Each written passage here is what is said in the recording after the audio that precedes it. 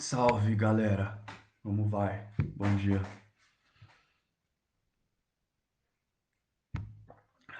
Eu tava pensando, galera, sobre a esquerda e a direita política em nosso país, que são opostos e classicamente, tradicionalmente, a nossa direita brasileira tem um viés idealista, um viés conservador, um viés reacionário.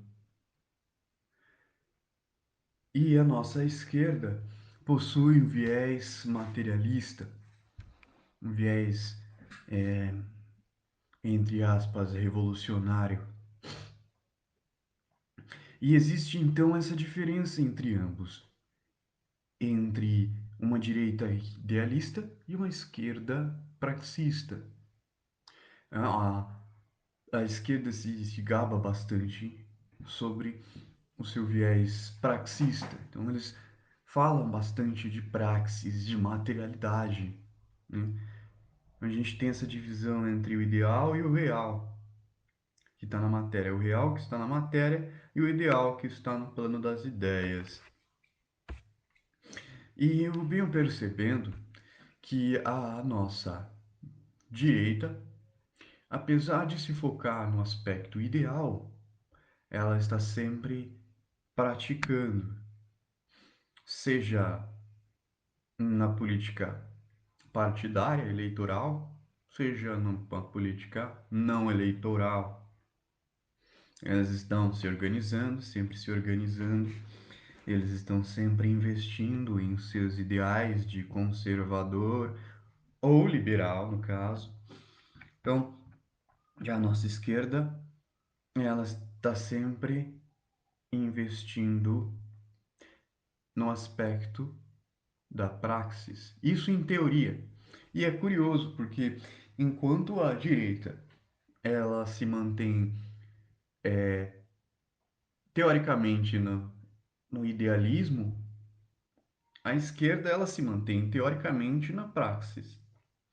Mas na realidade que eu observo, a realidade factual, eu observo, vejo que a direita ela está sempre praticando, sempre promovendo suas revoltas, promovendo seus golpes, controlando, penetrando e controlando a política, os cargos de poder da sociedade, tanto civil quanto militar, principalmente a militar.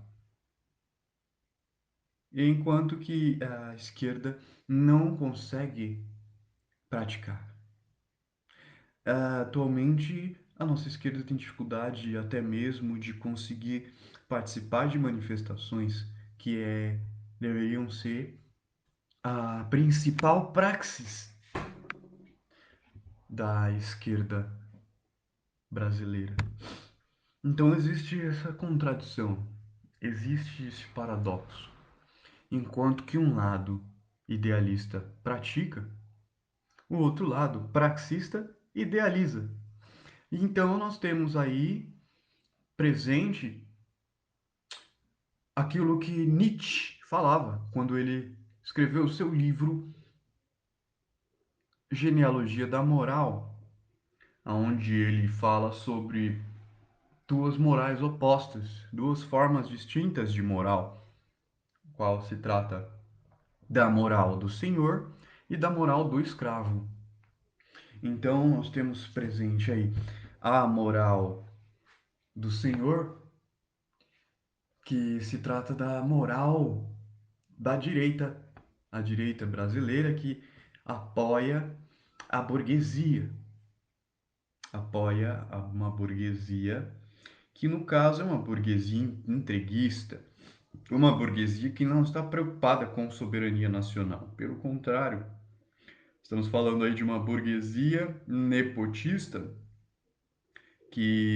cuja sua única preocupação é a concentração de capital para si próprio, para a própria família, para o próprio grupo.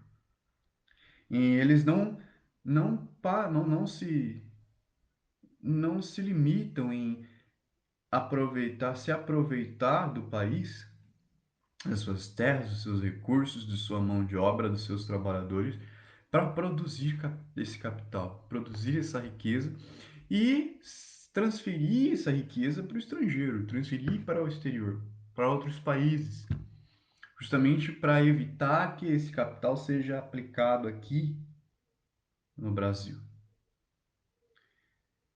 E a esquerda, ela acaba sendo então influenciada por ideais que estão conectados ao ideal da direita. Então, quando a gente fala da esquerda brasileira, em grande massa, né, a grande maioria, a principal esquerda que a gente tem, que atualmente ela é petista e lulista, ela acaba se submetendo, se subjugando aos ideais liberais.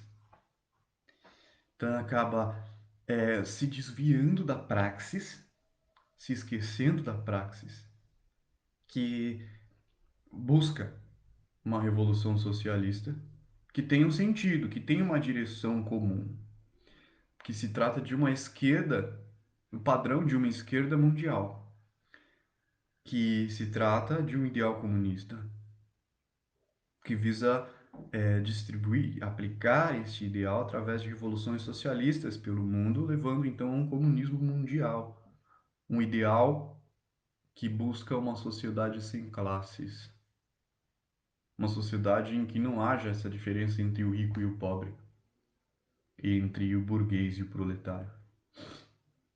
E a esquerda acaba ignorando essa luta, ignorando esse ideal, essa praxis, e acaba se masturbando mentalmente com a idealização pura do liberalismo. Então, enquanto que na superfície, na máscara, nas aparências, essa esquerda se mantém fiel ao povo, à sociedade, às políticas públicas, ao bem social, à justiça social e por aí vai. Simultaneamente, por trás dessa máscara, por trás dessa superfície, por trás das aparências, ela acaba praticando o contrário, acaba agindo em prol das políticas reacionárias. Então, se por um lado, essa nossa esquerda, ela acaba restringindo, atacando e impedindo a proliferação do ideal revolucionário, que se trata do verdadeiro ideal presente nas esquerdas de todo o mundo. E por outro lado, acaba promovendo, praticando e aplicando as políticas burguesas de uma sociedade liberal, de um ideal liberal, que é liberal nas aparências, mas no fundo é conservador. Se trata da própria direita em si. Então, já essa direita ela tem diferentes frentes, né? Tem a frente católica, ela tem a frente protestante, ela tem a frente conservadora, ela tem a frente liberal. Ela tem a frente fascista ao extremo e tem a frente fascista de forma soft, de forma leve, de forma fracionada. E essa mesma direita que possui ali os seus burgueses, detentores do capital, esses mesmos detentores do capital, eles se esforçam então em financiar pessoas específicas dentro da própria esquerda, com o propósito então de fracionar as esquerdas com a ideia de uma frente única. Só que essa frente única, ela acaba, como eu disse, ao mesmo tempo em que na superfície ela expressa um ideal de praxis revolucionário, favorece políticas públicas sociais, promove a justiça social, o benefício do trabalhador e, ao mesmo tempo, por trás das aparências, acaba aplicando as próprias pautas da direita, as pautas liberais e conservadoras, e acaba ignorando as pautas da verdadeira esquerda revolucionária. E assim, essa frente única da esquerda eleitoreira, partidária, se acaba se preocupando unicamente com os grandes, as grandes injeções de capital da burguesia como financiamento político partidário e com as eleições e acabam não praticando o ideal revolucionário, acabam não trazendo a realidade, acabam não manifestando o que há de radical na esquerda. E veja bem, quando eu falo de radical, não me refiro a violento, não me refiro a não me refiro a extremismo, me refiro à raiz, me refiro às raízes da esquerda. As raízes da esquerda que busca a justiça social, que busca favorecer os menos favorecidos, né? Então a gente está aqui no Brasil presente nesse dilema, esse dilema entre a divisão de esquerda e direita, enquanto uma mostra uma coisa, na prática faz outra. E isso a gente vê em ambas, né? Apesar de a direita ser menos hipócrita em em seus ideais, em suas intenções, enquanto que a esquerda partidária é mais hipócrita, porque ela promete uma coisa, essa frente única partidária, eleitoreira, promete uma coisa durante as eleições. Ela oferece uma opção de ideal, uma opção de direção, de sentido, que visa a justiça social e o favorecimento dos mais pobres. Só que quando ela é eleita pela classe trabalhadora, ela não põe em prática aquilo que ela prometeu, não põe em prática aquilo que ela idealizou. E a própria evolução, mesmo que gradual, mesmo que parcial, que visa favorecer a classe trabalhadora. E isso acaba ficando para trás. Então, essa frente única esquerdista acaba, na prática, servindo como uma espécie de limitação, de restrição e de ilusão para a classe trabalhadora. Porque enquanto a classe trabalhadora deposita a sua fé e a sua energia nessa esquerda partidária, de frente única, o verdadeiro progresso que deveria vir acaba não vindo. Isso porque as verdadeiras intenções por trás dessa frente única não são os mesmos interesses da classe trabalhadora, que é a justiça. Não é esse o interesse. E a gente pode ver isso no nosso governo atual, onde as pautas da direita estão todas sendo aprovadas, né? Passa boi, passa boiada. Onde passa um, passa dois, onde passa dois, passa três. E assim vai passando, boi em cima de boi. E assim é arreganhado os portões da cerca. E assim vai passando todas as políticas conservadoras e liberais. E enquanto isso, o trabalhador vai se fudendo, o trabalhador vai tomando no cu. O trabalhador vai perdendo os direitos que foram conquistados com as lutas de diferentes frentes, em diferentes frentes. A gente está presente, a gente está vivendo um momento de guerra que eles chamam de guerra híbrida, onde há a luta do poder leve, principalmente uma luta simbólica, uma luta aí de ideologia. Então, se a gente está em uma guerra, a gente precisa encontrar melhor estratégia.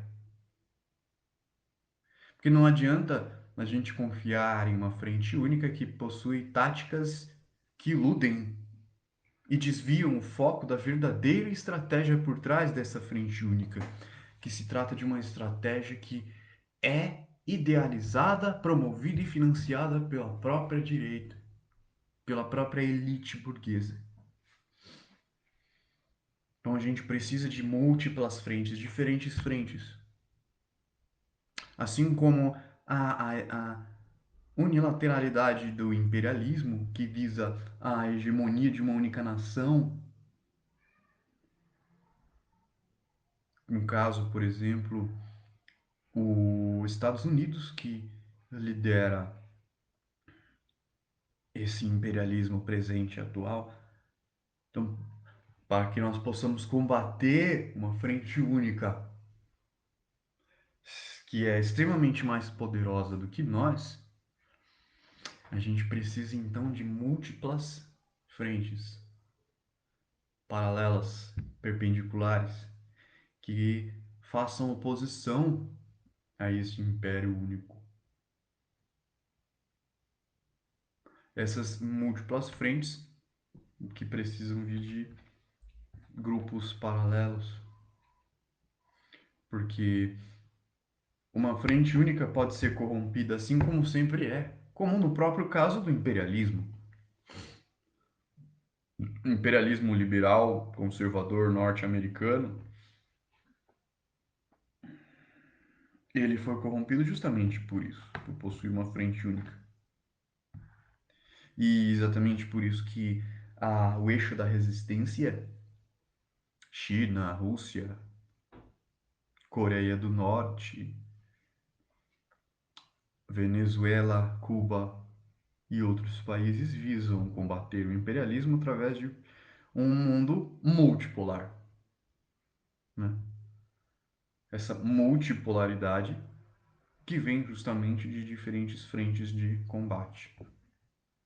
Essas diferentes frentes de combate que precisam manter a sua identidade, sua singularidade, sua unidade, sua individualidade, justamente para que ela não tenha que se submeter a uma hierarquia na qual não se sabe onde está a cúpula. Por exemplo, se nós nos submetemos à frente única do PT, no processo eleitoreiro, acabamos ignorando a luta não eleitoral em busca de uma revolução e nos conformamos com a eleição. E acabamos servindo a uma hierarquia petista que talvez chegue no Lula. Só que o próprio Lula, nós vemos a sua impotência na prática política em seu governo, porque ele prometeu uma coisa na eleição e enquanto ele agora que ele está eleito, ele não consegue cumprir. Talvez ele até tenha vontade, talvez ele até deseje, mas ele não consegue cumprir. Não consegue pôr em prática aquilo que ele mesmo prometeu, não consegue pôr em prática a luta da esquerda em prol da justiça social. Isso porque ele não é a cúpula. Isso porque ele mesmo está submisso a uma hierarquia, está subjugado a uma hierarquia que está acima dele. Então, quando nós nos curvamos, nos subjugamos a uma hierarquia de frente única, que abocanha toda a luta da esquerda, estamos servindo a um Senhor no qual está oculto. Nós não conhecemos, mas que pelos seus efeitos nós podemos entender quais são suas intenções, aonde ele deseja chegar, que é o contrário, o oposto da justiça social. Então fica aí por enquanto essa reflexão para a gente ir fazendo em relação a essa divisão que há entre esquerda e direita, entre essa limitação que essa divisão nos impõe, que acaba prejudicando toda a nossa nação brasileira, acaba dividindo a nossa nação, fragmentando a nossa nação e permitindo que as potências estrangeiras expoliem nossos recursos, nossa energia vital, nosso esforço, nosso tempo de vida.